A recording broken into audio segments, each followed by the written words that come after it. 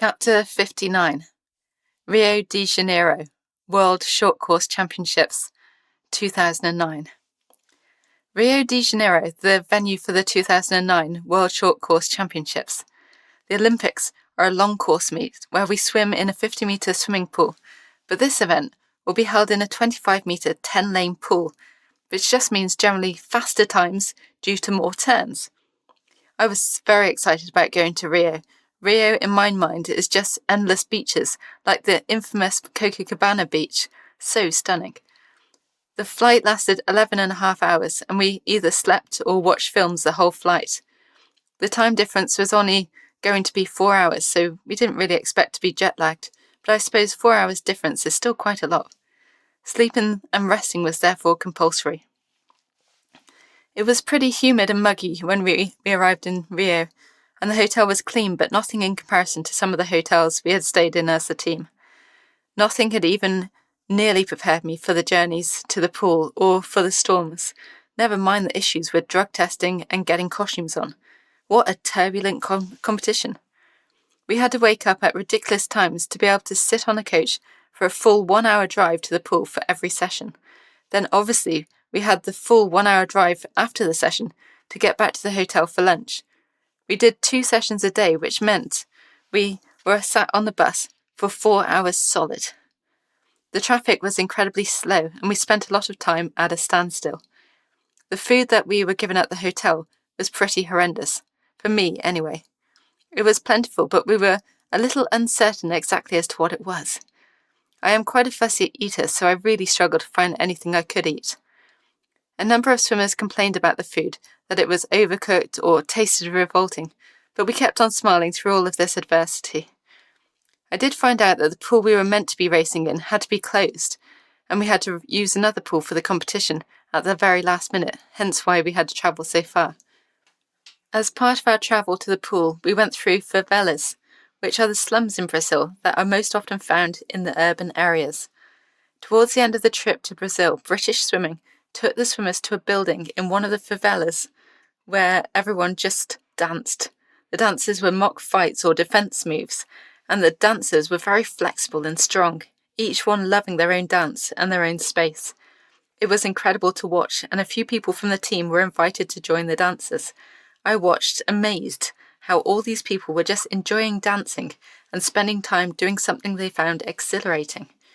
It was a shame when we had to leave, and I thought about the lives of these people. They have next to nothing, but they found so much comfort from this dance that they went to every time they needed it. Queues everywhere. Queues annoy me quite a lot, so this was something I had to try to ignore, because there were queues everywhere, and for everything. Another thing I hadn't expected, apart from the long journeys to the pool every day, was the weather. I had expected sun, and sun, but instead we were covered by heavy rain and thunder and lightning storms for many days.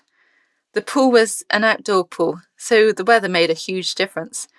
We were not allowed to race when there was lightning, and we had to wait for 20 minutes after the lightning before we could touch the water again.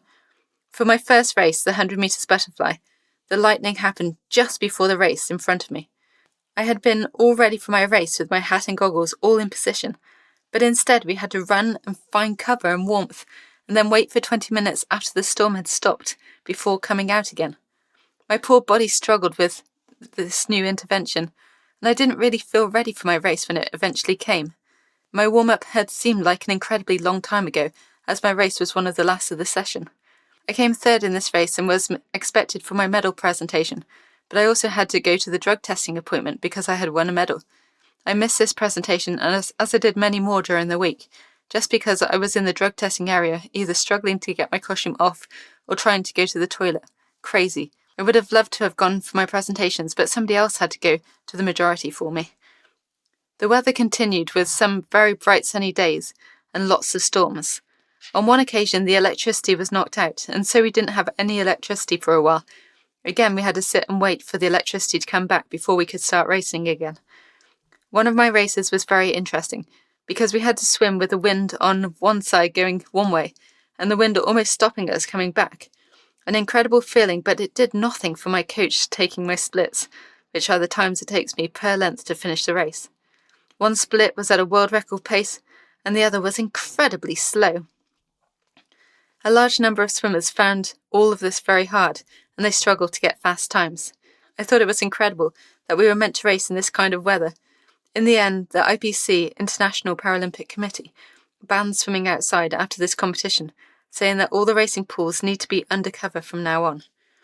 There was a water lady who was very sweet, running around making sure that everyone had enough water. She always had a smile on her face, such a pleasure to meet.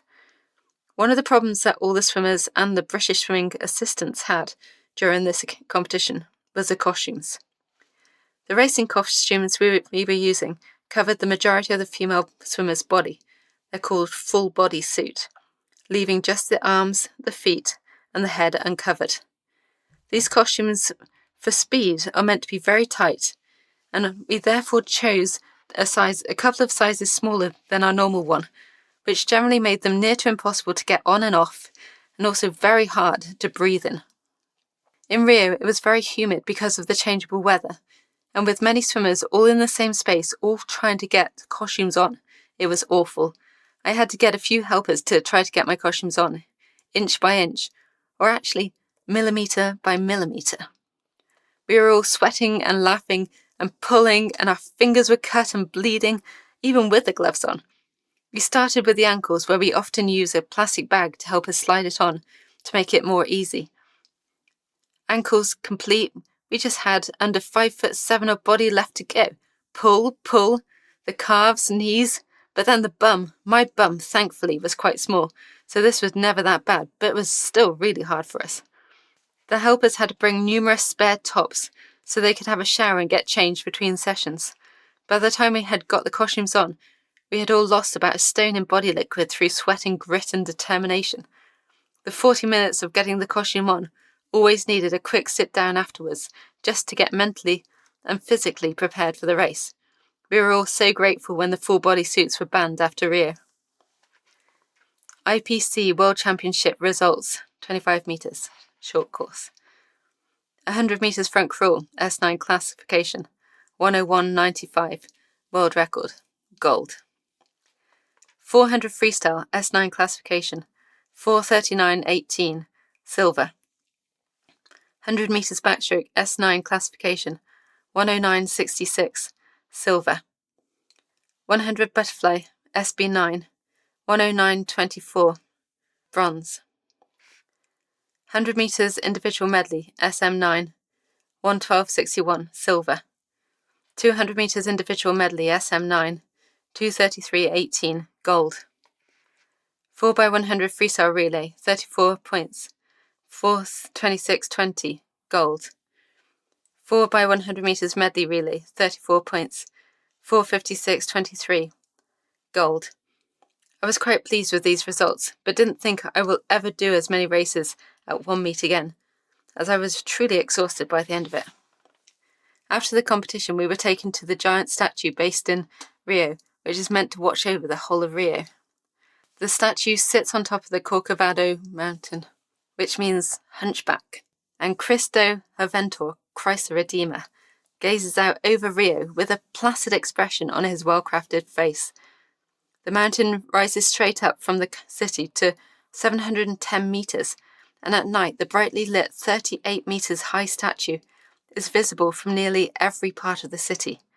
All 1,145 tons of the open-armed Redeemer. It was amazing to be a part of such a big feature. We all took loads of photographs, amazed at the size of this creature, standing in his place looking over the whole of his land and his people. This is now named as the seventh wonder of the world, Sugarloaf Mountain, with its cable car, which is used during carnivals.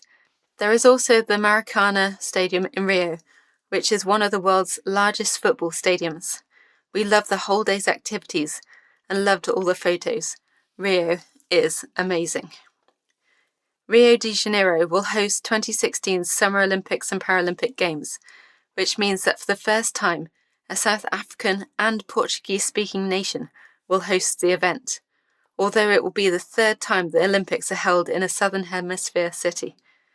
In 2014, Rio hosted the 2014 FIFA World Cup, so Rio has 2 years before its huge expose when it pours its life onto the rest of the world.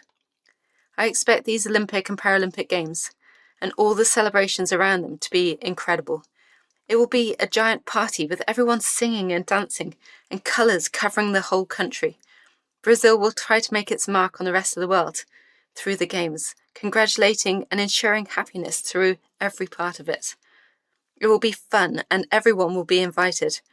Smiles are necessary. Dreams are open and free for everyone. Rio de Janeiro, the year 2016, the Olympics of a lifetime. Rio and its World Championships was a very unusual, slightly different competition, but it taught me loads of valuable lessons and gave me some lovely memories of some incredible events. I know now what to expect in 2016. I will be ready.